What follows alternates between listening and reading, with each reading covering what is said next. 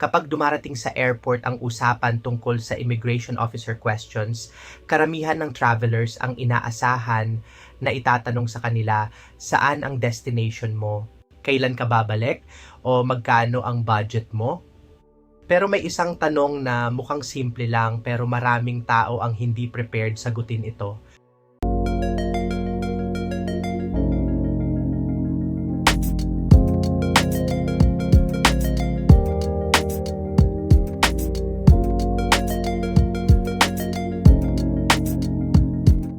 Ilang days ang approved leave mo? At minsan kasunod agad niyan? Tugma ba ito sa itinerary mo? Maliit na detalye lang pakinggan pero para sa immigration officers malaking bagay yan. Isipin mo, ang approved leave mo ay 5 araw lang pero ang nakalagay sa itinerary mo ay 10 araw. O kaya approved leave mo hanggang July 10 pero return flight mo July 15 pa. Sa mata ng immigration officer, pwedeng magtanong sila bakit hindi nagtutugma. At minsan, ang maliit na inconsistency na iyan pwedeng maging red flag. Kaya pag-usapan natin ngayon kung bakit importante ang leave at itinerary matching at paano maiwasan ang simpleng error na pwedeng magdulot ng stress sa airport. Kapag empleyado ka, isa sa mga paraan ng immigration officer para makita ang travel profile mo ay ang consistency ng mga dokumento mo. Hindi lang sila tumitingin sa papel, tinitingnan nila kung nagkakatugma ang buong kwento. Kung sinabi mong magbabakasyon ka ng 6 na araw, dapat makikita rin yon sa approved leave mo, sa flight schedule mo, at sa itinerary mo. Kapag may hindi nagtutugma, nagkakaroon ng tanong. Hindi ibig sabihin na automatic may problema ka. Ang ibig sabihin lang may bagay na kailangan pang i-clarify.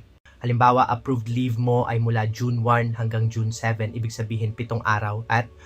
Pero ang return flight mo ay June 10. Ngayon, mapapaisip ang immigration officer, bakit may dagdag na 3 araw? Naka-leave without pay ba? Remote work ba? May extension ba?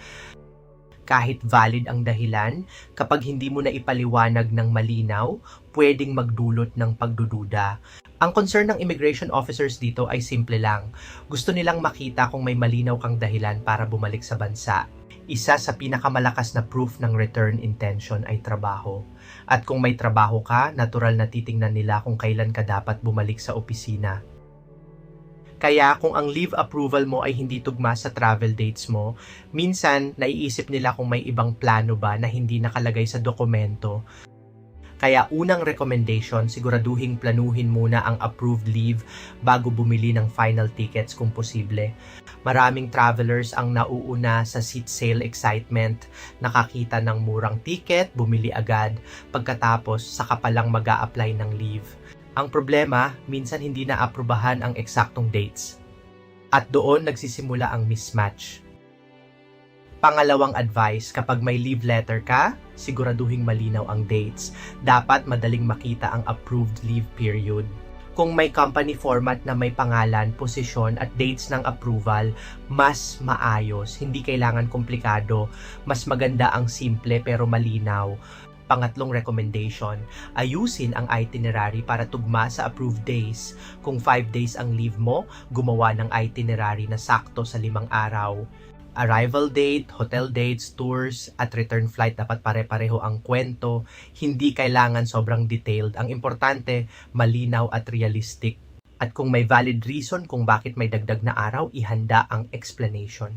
Halimbawa, may weekend bago bumalik sa trabaho, may approved offset o may work arrangement na flexible. Walang masama doon. Ang mahalaga, kaya mo itong ipaliwanag ng diretso at malinaw.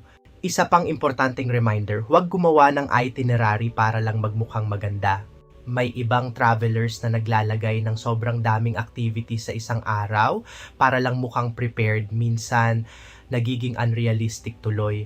Mas okay ang simple, natural at tugma sa actual plans mo. Sa dulo, tandaan ito, hindi laging malalaking problema ang nagiging dahilan ng delay o maraming tanong sa imigrasyon. Minsan, maliliit na detalye ang napapansin. Ang leave approval at itinerary ay parang puzzle pieces. Kapag tugma ang lahat, mas madali makita ang buong picture. Kaya bago pumunta sa airport, i-double check ang dates, tingnan ang leave approval, return ticket at itinerary. dapat iisa ang kwento nilang lahat dahil sa airport minsan maliit na error lang sa papel pero pwedeng magmukhang malaking red flag. Ang goal ay hindi perfection. Ang goal ay malinaw, consistent at maayos na travel story.